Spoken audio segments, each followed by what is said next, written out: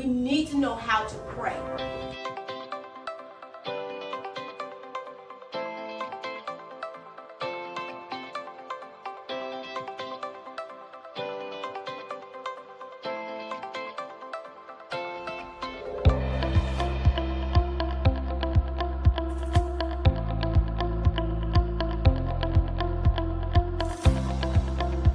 So you're going to have gift baskets. That's going to be Tiana's blend. This is going to be a basket for, this is blend is going to call deliverance. This blend is going to be called healing.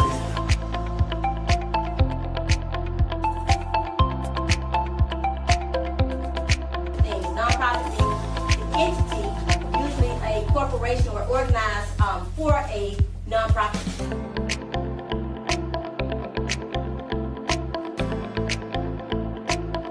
As your balancing books, managing resources and finances, He chose you, and He equipped you, and He established you in the place that He has ordained for you.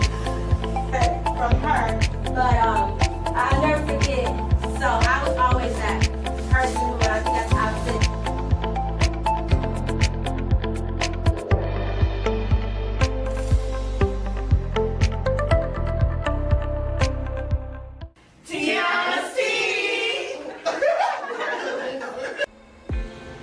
Good evening. I am doing this video because I told you guys to join me this afternoon or this evening as I talk about Tiana's Tea, why we exist, the when, where, how, what, and who are we. So I'm just gonna, especially for those who recently joined the group or who joined the group before they really knew who I was and a lot about me, because in the beginning of the group, I talked a lot about myself, and then I opened it up for my sisters to share. So for you guys who don't know who I am, I just want to come on here and tell you a little bit about who I am, why I do what I do, why Tiana's Tea exists, how it exists, and all of those good things. So, of course, my name is Tiana Marshall, and I am the founder and CEO of Tiana's Tea. Tiana's Tea is a 501c3 nonprofit organization. It's a women's empowerment organization. Now, of course, we empower women, but the whole premise of Tiana's Tea is to debunk the lie that women cannot get along. It is thoroughly my belief that we can not only get along with each other, but we can support each other, we can uplift each other, we can push each other, we can encourage each other, we can pray for each other, we can also laugh at each other. We can laugh with each other. We can cry on each other's shoulders. We can be there to support our sisters when they're in need. There's so much more that we can do for each other than the lie that we can't get along and that we can't do for each other. You know, and I'm a firm believer that what that requires is communication. That requires removing our mask and actually being transparent, open, and honest about who we are, so that other women won't feel like you can't tell me anything, or you don't know my story because you haven't been through anything yourself. I believe that when you open up and you share your story and you're transparent and open and honest about what you've been through, then it shows other women that, yeah, you can understand my story. And not only can you understand my story, but you can help me get to a place where I can share my testimony. I'm no longer a victim in my situation, but I can use what I've been through to help other women get over their situation. So, again, a little bit about me. I am 46. I always have to be reminded of what I am. I think I'm 46. Yeah, I'm 46. I am the wife of Ronald Marshall. We will be married 20 years in April of next year. I have one biological son, Jamal Bowers, and I have two love children, Shaniqua and LaRon Marshall. I have three beautiful grandchildren, one grandchild from each child. That is Paige, LJ, and Kyrie. And I love them to pieces. I'm Nana. With that being said, I am a PK kid. I grew up a pastor's kid, so of course I was very churchy. I always grew up in the church, born and raised in the church, stayed in church Monday through Sunday if there was something going on. And so I was very churchy, but when you grow up in the church, you come out with a lot of religion, but not a relationship. And so throughout that, I got pregnant at 15. I had my son at 16. Of course, being a PK kid, that was not a good thing, but it happened. I ended up getting married to my son's father, and like probably maybe 3 or 4 months prior to giving birth, and needless to say, 2 years later I was divorced from that relationship, because I was still in high school, knew nothing about marriage, but it seemed right. And I don't know about you guys, but one thing that I learned is that you can't fix a sin or cover up a sin by trying to do the right thing. You just got to confess what you did, and then pray for God's grace and mercy, His forgiveness, which He forgives us truly, and then you go on about your life and God's plan and purpose for your life. But I got married, so that ended in a divorce, of course, because neither one of us was ready to get married. We knew nothing about marriage. We knew nothing about relationship.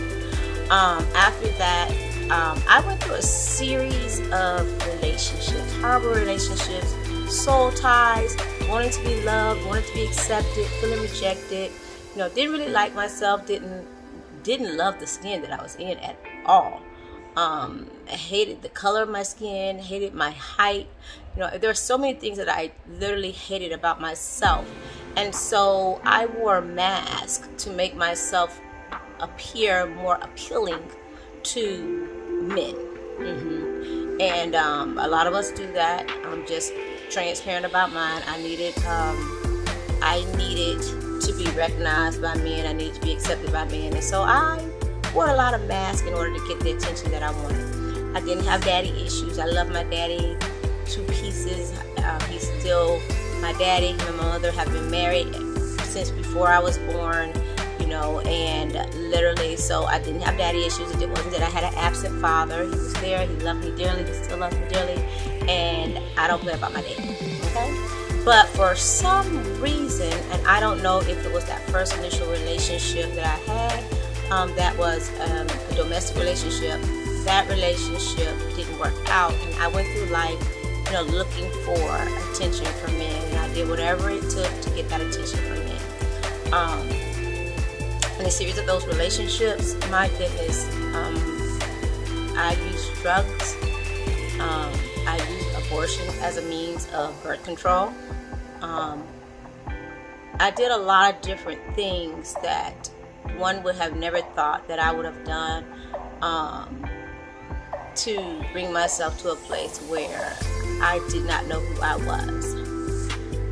In 2002, I got married to, my friend of all friends, my best friend, my husband. I thought that he was, the cream of the crop. We were great friends, and that is what it was. Well, I didn't know his issues, and he didn't know my issues.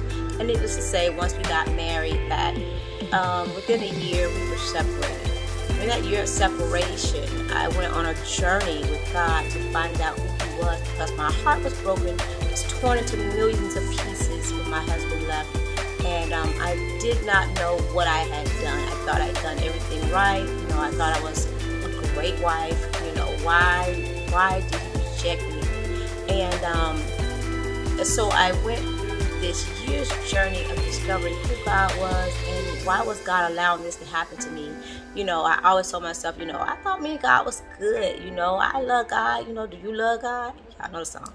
And I thought I loved God. But, God used that marital relationship to show me that, my heart was broken when my husband left, but my heart had never broken for God in the same way. And it was true.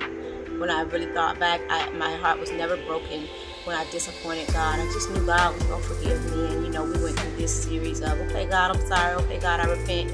And then I go back and do the same thing over again.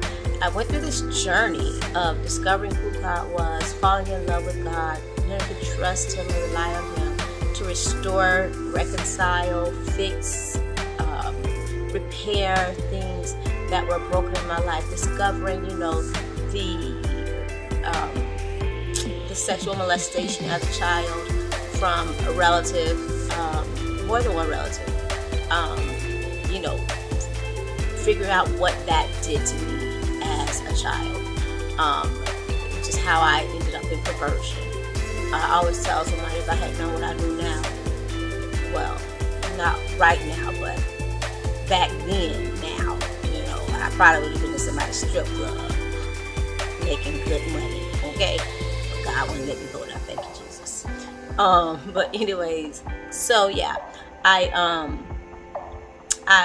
was in this marriage, and here we are separated, not even a year into marriage. I ended up getting pregnant maybe a couple of months after we got married, and I was in love with her. Her name was Imani. She was a little girl. I was absolutely in love with her. I would talk to her. I would sing to her. You know, she was my everything. And I promised God that, you know, I was going to be right behind her, because my son, him and I grew up together. I was young and immature, you know, and here I am raising a child, and I had no idea what I was doing. So I always say, you know, I messed him up, but thank God that He restores, He repairs, He fixes things broken. So I thank God for that, because you know, God knows I did a bad job. But this little girl, I promised that I would do the right thing, you know, and I would do the right thing by her. But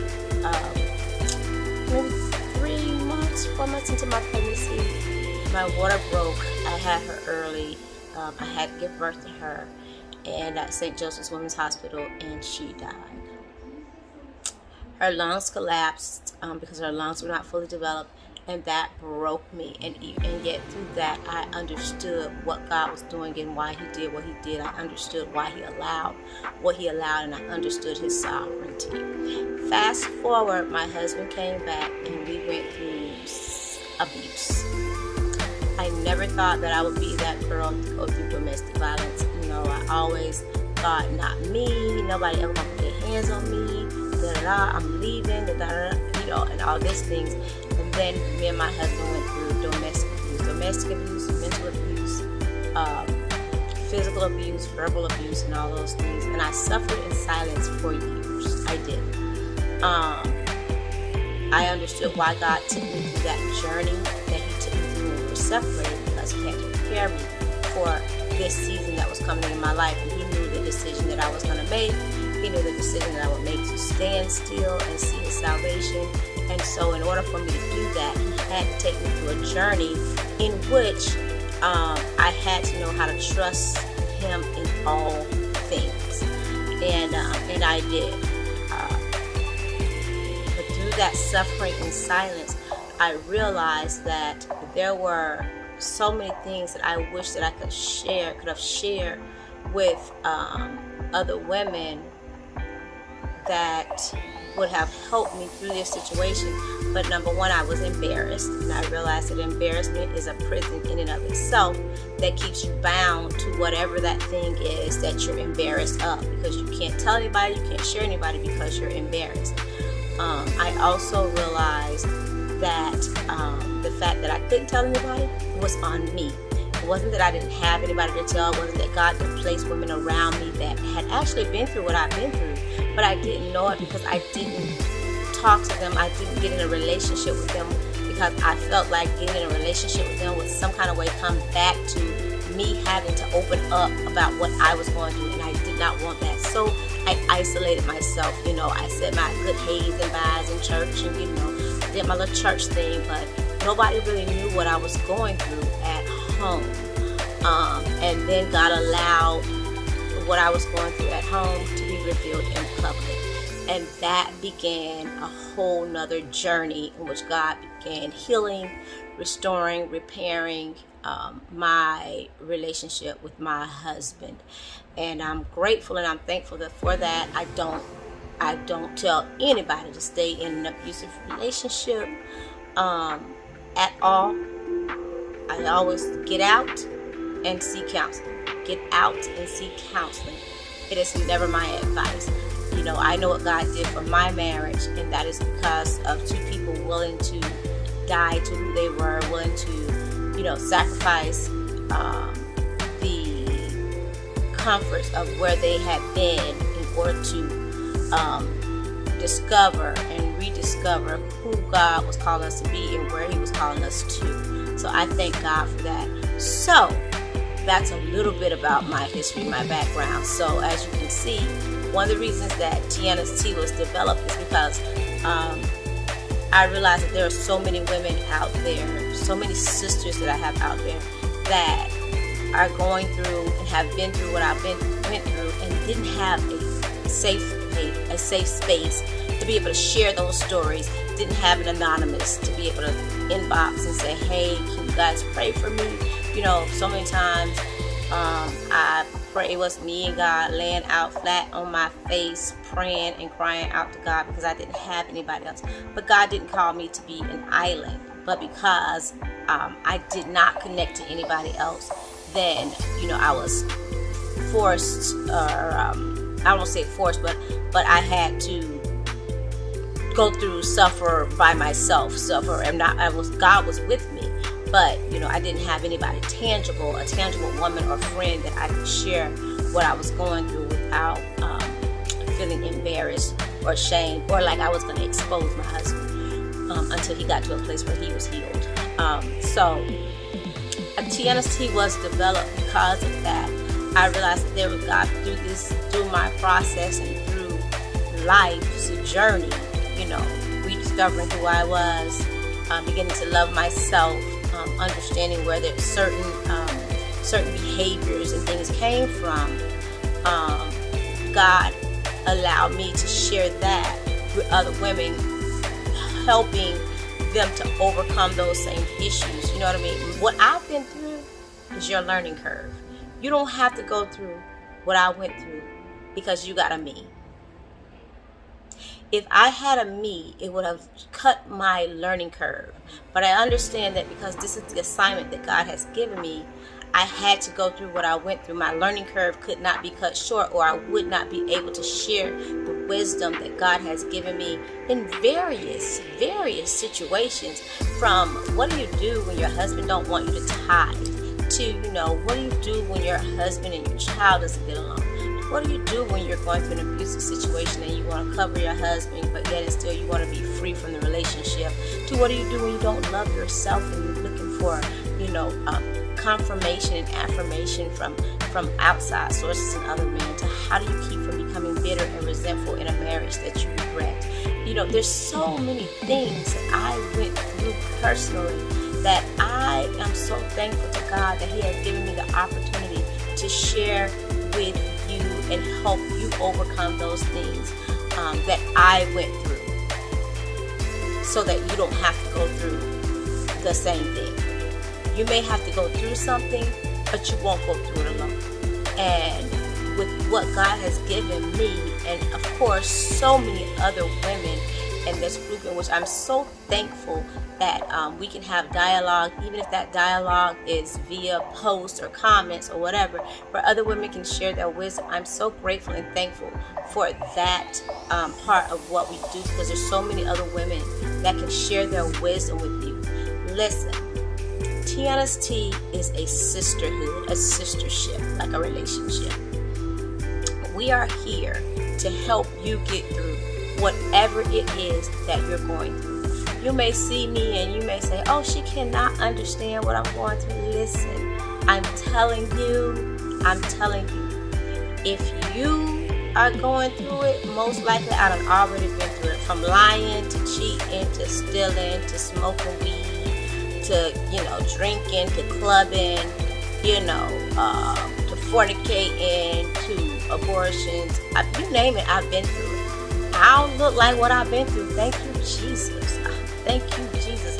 When God fixes you, honey, He fixes you up real good. But let me tell you something. I am here for you. My inbox, sometimes I have women that inbox me, they just ask, can you have the group pray for me? Absolutely. We will anonymously put you in there. You have a question, you want to know something, you don't have anybody that you can ask that question to, please talk to me. I will definitely be there to help you with that question. There are other women in the group that will help you with that question, and you can ask those questions anonymously. We do great things, we do fun things, we have fun times, we have events and things like that. But one of my greatest desires is to talk to women, to help you overcome the things that are hindering you, because for years I was hindered. If I had started doing what I'm doing now back then, I know I would be so much further. But I trust God's plan, and I trust Him that He redeems the time. But if there's any way that I can help you shorten the time and get on to what it is that God has for your life, your purpose, your plan, His will, His plan, His purpose for your life, by all means, I am here. That is what my assignment is to this sisterhood. If there is something that we can answer, if there is something that I can pray with you about, please feel free to inbox me. I am so grateful and I am so thankful that you have joined this sisterhood of women, and I look so forward to sharing so many more things and so many more even personable moments with you guys. I am the only girl of 3 brothers, so there was 4 of us and had 3 brothers, so I was kind of between a tomboy and a girly girl. Now I'm all girl, but so I love having sisters, and you, my dear, are my favorite sisters. Thank you.